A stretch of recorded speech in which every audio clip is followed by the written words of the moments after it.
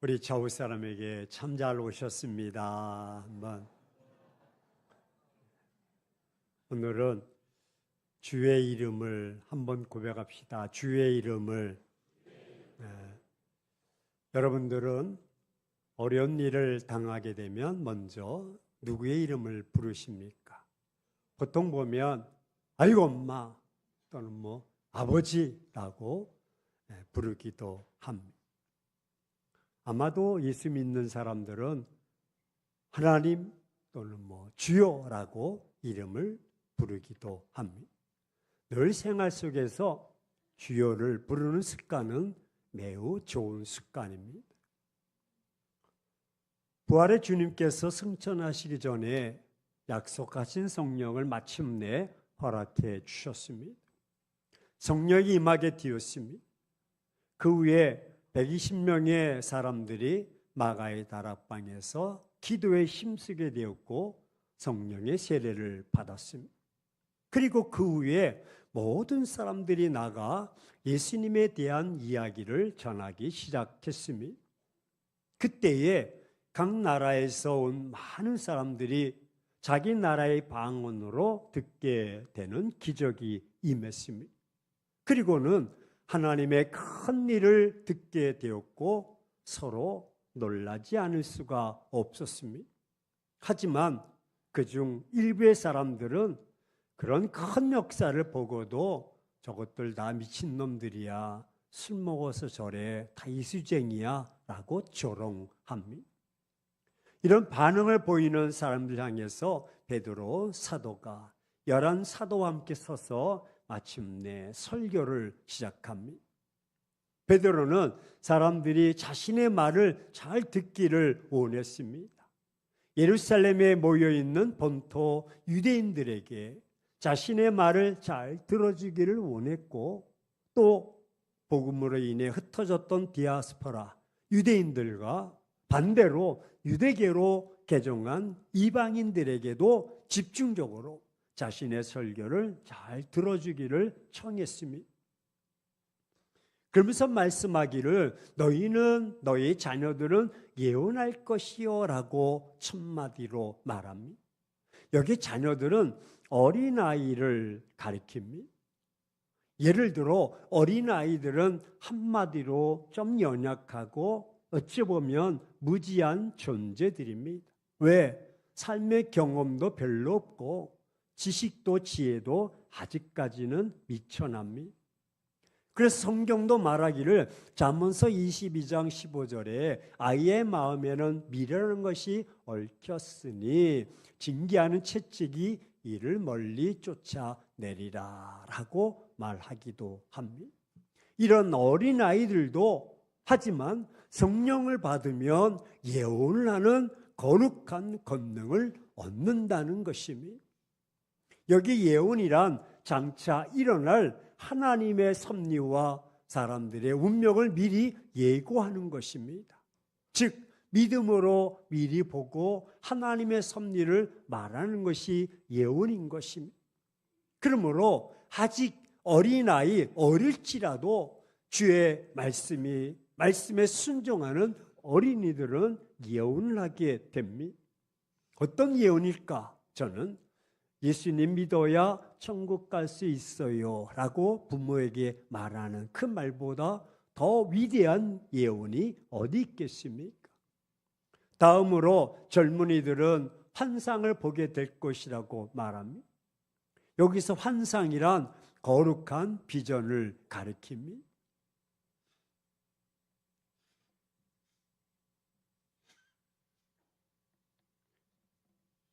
사람들 중에는 가장 비판적이고 정욕적이고 낙심 잘하는 연령층이 있습니다.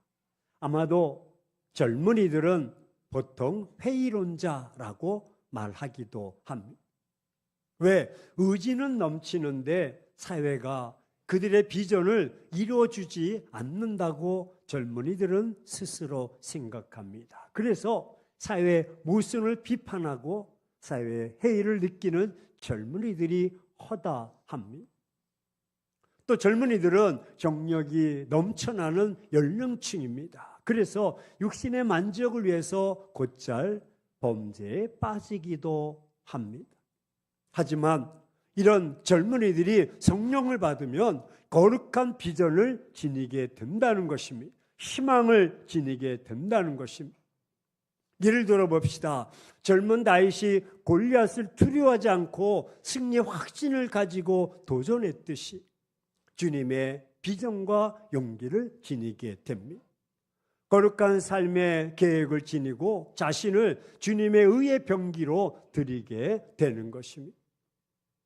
위대한 신앙의 지도자들은 거의가 젊었을 때 성령 안에서 비전을 지니고 그 비전을 이루기 위해서 노력했던 사람들입니다. 끝으로 어르신들은 꿈을 꾸리라라고 말합니다. 여러분, 어르신들은 생리적으로 잠을 적게 잡니다.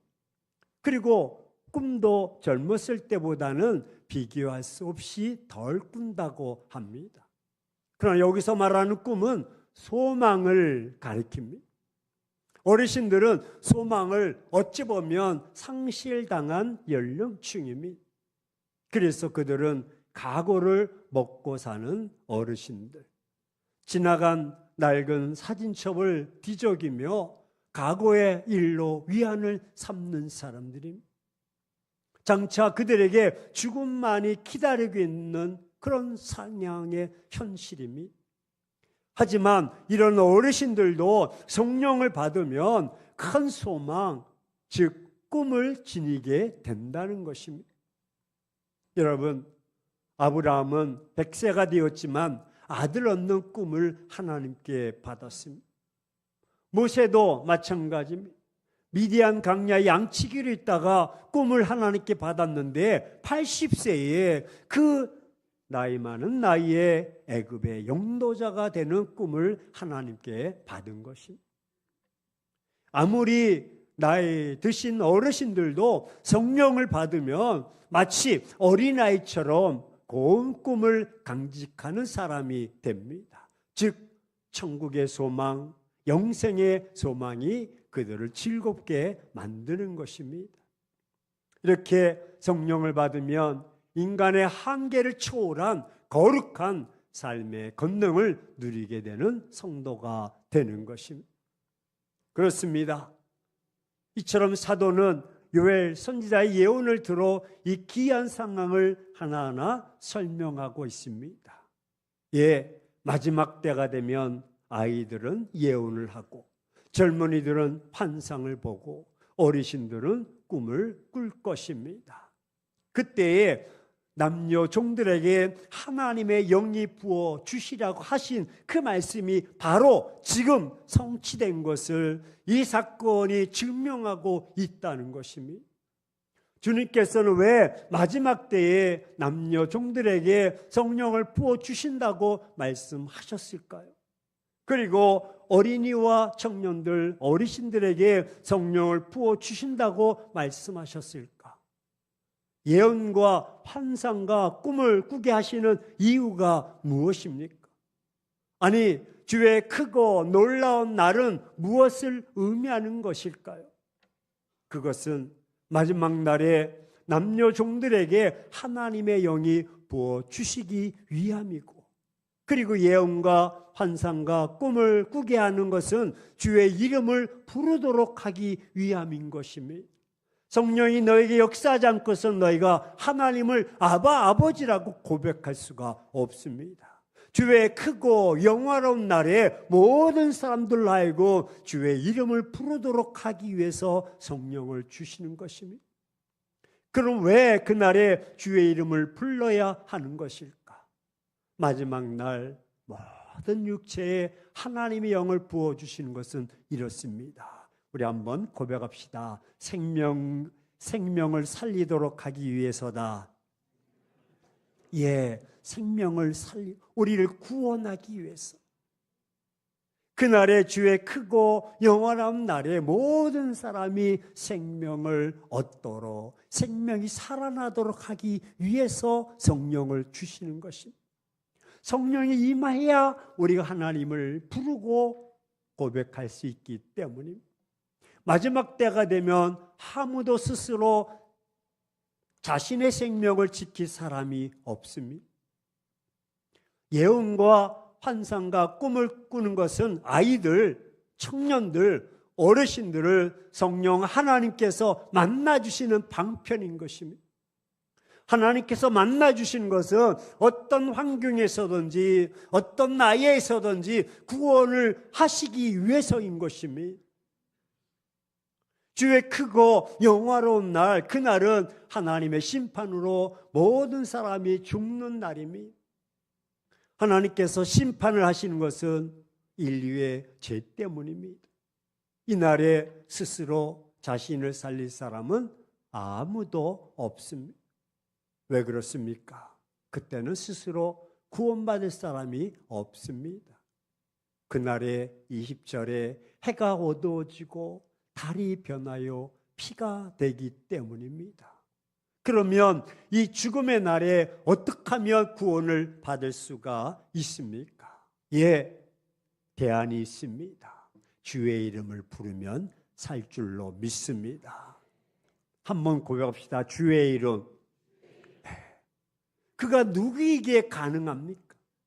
모든 육과 모든 생명이 죽을 수밖에 없는 그 환경에서 그의 이름을 부르는 자를 살리신다는 말입니다. 예, 그분은 하나님께서 죽음의 고통에서 풀어 다시 살리신 분입니다. 그분은 죽음에서 먼저 살리심을 받은 분이요, 그분은 죽음이 감당치 못하는 분이요, 그분은 하나님께서 썩지 않게 하신 거룩한 분이십니다. 그분은 하나님의 오른손에 손으로 높이신 분이요, 그분은 부활 승천하셔서 하나님의 우편에 계신 분이요, 그분은 하나님께서 우리의 주와 그리스도가 되게 하신 분이십니다. 그분이 바로 예수 그리스도인 줄로 믿습니다. 예수님께서 인류의 모든 죄를 해결하시려고 십자가에서 죄 없으신 예수님의 거룩한 피와 물을 흘리시고 쏟으시고 죽으셨습니다. 그리고 하나님께서 예수님을 인류의 주와 그리스도가 되게 하셨습니다. 이 일로 인해서 인류의 모든 생명은 예수님의 것이 되었습니다. 그날에 주의 이름을 부를 수 있는 것은 하나님의 특별한 은총을 입은 사람만이 가능한 줄로 믿습니다. 하나님을 사랑하는 자들에게는 하나님의 때를 가르쳐 주셨습니다. 무엇을 통해서 가르쳐 주셨습니까? 바로 꿈과 환상, 예언을 통해 가르쳐 주셨습니다. 하나님과 은밀한 고통을 할 수 있는 사람들만이 어떤 환경에서든지 주의 이름을 부를 수가 있습니다. 주의 이름은 예수, 우리 구주 예수 그리스도이십니다. 우리 한번 옆 사람에게 이야기합시다. 누구든지 주의 이름을 부르는 자는 구원을 받으리라. 할렐루야. 네, 구원. 베드로 사도가 요엘 선지자의 예언을 인용해서 전도하는 내용입니다. 즉 베드로 사도는 요엘서 2장 32절 인용해서 동일하게 누구든지 주의 이름을 부르는 자는 구원을 얻으리라, 받으리라 말씀합니다. 베드로 사도가 앞에서 역시 요엘 선지자의 예언을 인용해 선포합니다. 이때 성령 강림 사건은 하나님의 종말 섭리가 본격적으로 시작되었음을 알리는 신호라고 선포했던 것입니다. 또 하나님의 진노가 심판의 표징들에 대해서 선포하는데 중국에는 그 하나님의 종말 섭리는 믿는 자들을 구원하시는 구원 섭리의 한 가정이라는 사실을 강조하고 있습니다. 즉 베드로는 누구든지 그리스도를 믿는 자들은 성령을 선물로 받고 할렐루야 구원받는 자들이 될 것이라는 기쁜 소식을 지금 전하고 있습니다. 이 내용이 바로 복음이요 기쁜 소식인 줄로 믿습니다. 아니, 성도가 전해야 할 복음의 내용은 영원한 생명을 얻는다는 내용이어야 합니다. 궁극적으로 예수 그리스도를 통해 하나님의 용서와 영원한 생명을 얻는다는 내용이어야 합니다. 사랑하는 행복한 교회 성도 여러분, 세례 요한처럼 회개하라 이 독사의 자식들아 라고 외치기만 하면 안 됩니다. 바른 복음 전파가 아닙니다. 성도들 중에는 불신 이웃들에게 아주 무서운 심판, 중심적인 말씀을 전하는 사람이 있습니다. 불신 세계의 죄와 악을 비판하는 이들도 있습니다. 하지만 성도는 하나님의 영벌 심판을 전하고 비판하되 그 해결 방안도 함께 전해야 하는 것입니다. 그것이 무엇입니까? 예수 그리스도께서 우리의 죄를 십자가에서 영원히 청산해 주셨습니다. 그러니 그 사실을 믿는 자는 값없이 구원 얻는다는 기쁜 소식도 함께 전해야 하는 것입니다. 이처럼 베드로 사도는 예수 그리스도의 사역과 그 대속의 죽으심과 부활 승천을 복음의 중심 내용으로 삼은 것입니다. 이와 같은 베드로 사도의 그리스도 중심 사상은 바로 신약 성경의 중심 사상이요, 아니 교회가 전하고 믿어야 할 복음의 핵심 진리인 줄로 믿습니다. 그러므로 그리스도가 없으면 복음 진리는 성립이 되지 않습니다. 우리가 그리스도를 배제하면 아니 우리의 믿음도 헛것입니다. 더욱이 우리가 전하는 내용도 단지 도덕적 교훈에 불과할 뿐입니다. 따라서 그리스도는 하나님 구속의 섭리의 중심이요, 성경 중심의 초점이요, 예언의 중심이요, 믿음 중심의 대상이요, 전도 중심의 내용인 줄로 믿습니다. 그러므로 우리는 성경을 읽을 때도 그리스도를 중심으로 늘 읽으셔야 되고, 기도할 때도 그리스도의 중심, 예배할 때도 그리스도의 중심, 전도할 때도 생활할 때도 그리스도 안에서 행해야 올바른 길로 갈 수가 있는 것입니다. 왜 요한복음 15장 5절에 나를 떠나서는 너희가 아무것도 할 수가 없다고 말씀하고 있습니다. 이 주님의 가르침을 늘 기억하셔야 됩니다. 언제나 그리스도 중심으로 생활해야만 우리는 하나님의 정해 놓으신 천국 가는 길을 올바르게 갈 수가 있는 것입니다. 그렇습니다. 우리는 예언과 환상과 꿈을 꾸는 자들입니까? 예언은 내일을 점치는 것을 말하는 것이 아닙니다. 점쟁이가 아닙니다. 기록된 말씀을 믿고 그 말씀에 의지해서 그 말씀을 지키고 전하는 것을 말하는 것입니다. 또한 환상을 보셨습니까? 환상은 말씀을 통해서 하나님의 비전과 함께 품고 그것을 이루기 위해서 생활하는 것을 말하고 있는 것입니다. 환상을 봤다는 등, 뭐 했다는 등 다 헛소리입니다. 꿈을 꾸셨습니까? 지금도 특별한 꿈의 은사를 가지고 계신 분이 계십니다. 하지만 해몽을 잘해야지 잘못하면 오류가 많습니다. 꿈 또한 말씀에 의지해서 예언된 말씀을 믿고 그 말씀을 따라 살아가는 것을 말하고 있는 것입니다.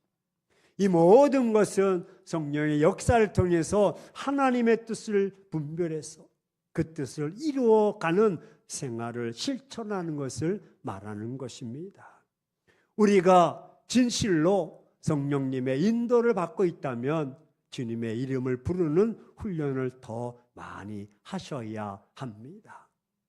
먼저 우리에게 죽음의 날에 구원을 얻을 수 있는 이름을 주신 하나님을 찬양하시기를 축원합니다. 그 거룩하신 주의 이름을 부를 수 있는 자격, 은혜를 주신 하나님께 영광을 돌리시기를 축원합니다. 왜? 주의 이름을 부를 때 무엇을 위해서 부르는지 우리가 알아야 되고, 주님의 이름을 왜 부릅니까? 말씀드렸듯이 주님의 이름은 우리 영혼이 살아나기 위해서, 구원받기 위해서 부르는 것이고, 주의 이름은 생명을 지키기 위해 부르는 줄로 믿습니다. 주의 이름을 부를 때 어떻게 불러야 됩니까? 그렇다면 주의 이름을 부를 때 우리는 의미 없이 불러서는 안 되고, 두렵고 떨림으로, 아니 경외함으로 주여라고 불러야 하는 것입니다. 믿음을 가지고 전심을 다해서 불러야 되고, 주의 영광을 위해서 불러야 되고, 주의 이름을 부를 때 들으시고 응답하시는 하나님을 기억하고 확신 가운데 불러야 하는 것입니다. 그럴 때 부름의 역사가 있고 믿음을 가지고 전심으로 향해 불러.